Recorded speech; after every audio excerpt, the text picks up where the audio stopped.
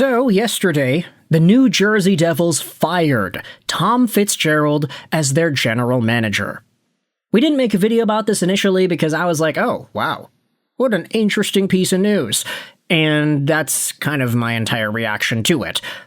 But in this video, I didn't want to focus specifically on Tom Fitzgerald and what he did or did not do. Let's not talk about the entire Quinn Hughes thing, because that was, I think, an element that a lot of Devils fans brought up when it came to discussing the pros and cons of what Fitzgerald has done this season. Instead, what I wanted to focus on was a different angle of the New Jersey Devils, and a different player on the team that potentially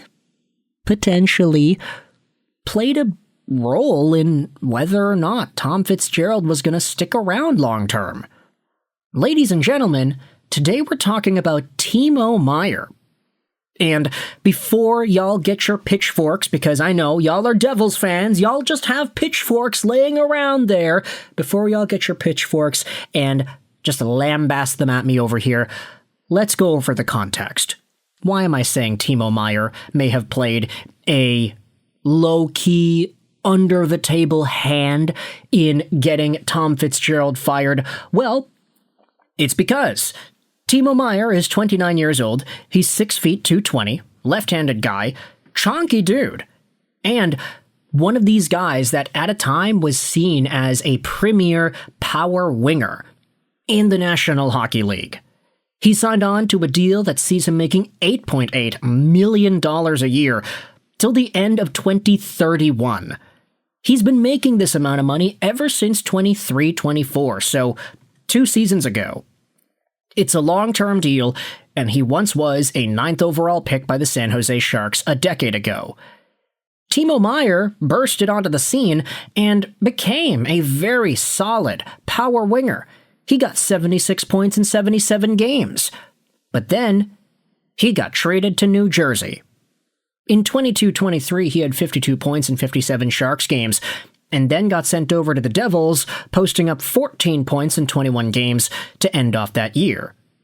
He then had 4 points in 11 playoff games for the Devils. Timo Meier then scored 52 points and 53 points the next 2 seasons, before starting out the year that he's having right now, which sees him on pace for 45 points over 77 games. Make no mistake about it, Timo Meier is making $8.8 million because there was a time where he was a point-per-game stud. But now, he is not that.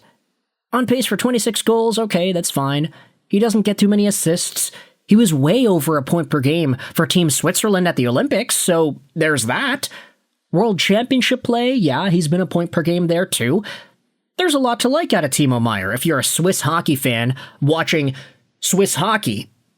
But if you're a New Jersey Devils fan watching Timo Meier suit up on your team, you can ask whether or not the Devils are getting the most out of this guy.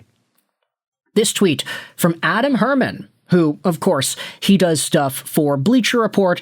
He's done stuff, I believe, for NHL.com as well. I don't know. It's been a long time.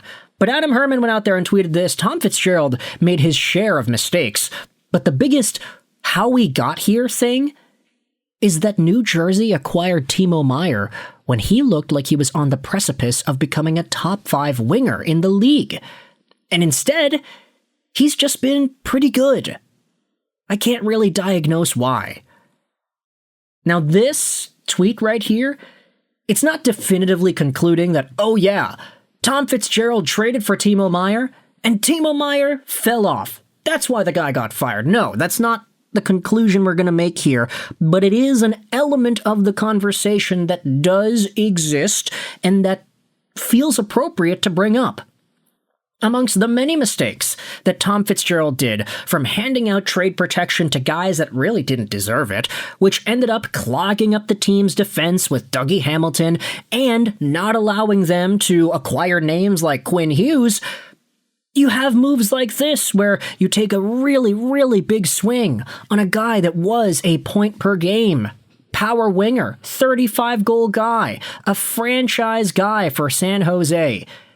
You trade for him, you give up some assets, and now he's a 40-point guy. Let's review the trade that actually saw Meier get sent over to New Jersey in the first place. The Devils acquired forwards Timo Meier, Ibragimov, Harrington, Hatakka, and Edmund, plus a 5th-round pick, in exchange for New Jersey's first, defenseman Shakir Mukhamadullin and Nikita Okotiuk, forwards Andreas Johansson, and Fabian Zetterlund, not to mention a conditional 2nd and a 7th. Oh my goodness, man, this was ridiculous. There were so many assets acquired and traded away in this blockbuster Timo Meier deal 3 years ago, and while it was seen as a positive move, because Meier at that time was a point per game, just on the cusp of being a true star in the NHL type of guy, now he's just all right. And that does deserve to be talked about. Top reply here says, yeah, I'm not sure either, but I will say it might be something that this Rangers team might want to be wary of. Timo Meier has only had one very good year when his team was good. Wasn't a number one option at that point. He's had good players in New Jersey. The production just hasn't been good.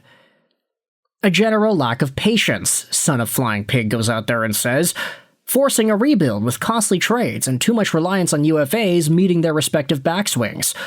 Also, unreasonable expectations on what Jack Hughes would become. Now, I'm not going to necessarily comment on that. I do think that Jack Hughes is one of the best centers in the league, at least when he is healthy. That's the only thing that's truly holding him back from pure greatness in this league. He's never healthy.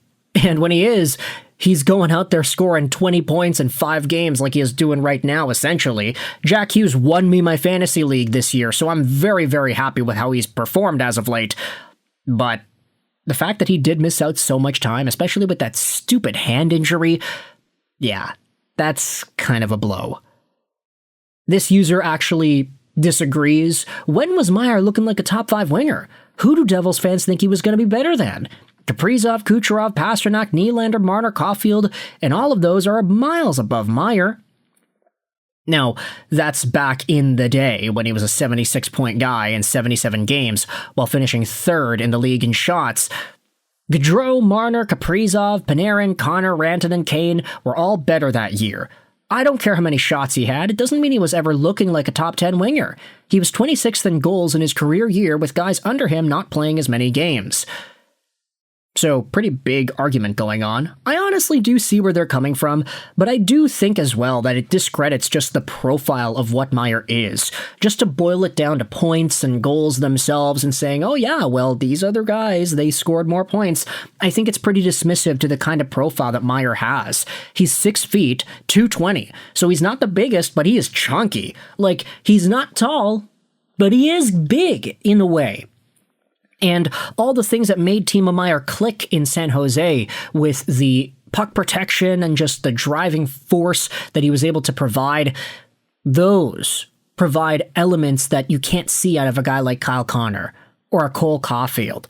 I understand that those guys might score more points, but you could also debate that Timo Meier, when he was at his best, he's looking like what a Uri Slafkovsky is looking to become at this point, right?